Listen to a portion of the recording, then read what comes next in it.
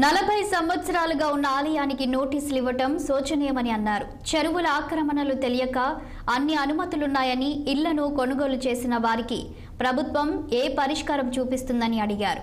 కూకట్పల్లి మైసమ్మ చెరువులో ఉన్న రాజీవ్ గాంధీ నగర్లో పట్టాలు కాంగ్రెస్ ప్రభుత్వం మంజూరు చేసిందని, అక్కడ హైడ్రా ఎటువంటి చర్యలు తీసుకుంటుందని ఆయన ప్రశ్నించారు. చెరువుల ఆక్రమణలు తెలియక కొనుగోలు చేసిన పేద మధ్యతరగతి వారికి ప్రభుత్వం ఏ విధంగా న్యాయం చేస్తారని అడిగారు.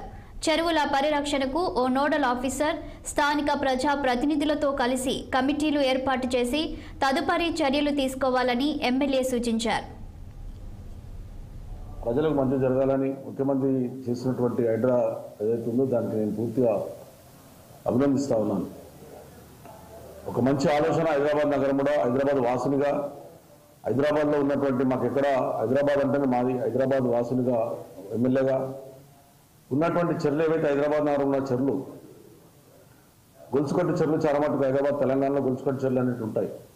చెరుటు చెరువు నాలా ఉంటాయి.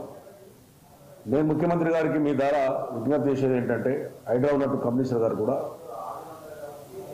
చెరుటు నాలా ఉన్నాయి. ఆ చెరుటు చెరువు నాళాలు ఉన్నటువంటి గొలుసుకట్ల చెరువులని నాళాలలో కూడా 200 ఫీట్ల నాళలు, 150 ఫీట్ల నాళలు, 100 ఫీట్ల నాళలు, ఇవన్నీ నాళాలు ఉన్నాయి. దానికి కూడా ఆక్రమణలు గురయ్యాయి.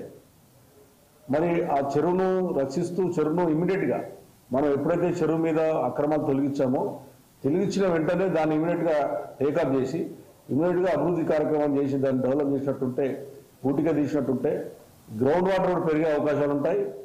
ఎంబడే ఆ చెరువు ఉన్నటువంటి ల్యాండ్ ఏదైతే మిలిపోయిన ల్యాండ్ ఉందో దానిలో కాపాడుకుంటే ఇమీడియట్గా నిధులు కూడా శాంక్షన్ చేయమని చెప్పిన అనకాపల్లి జిల్లా ఎస్పీ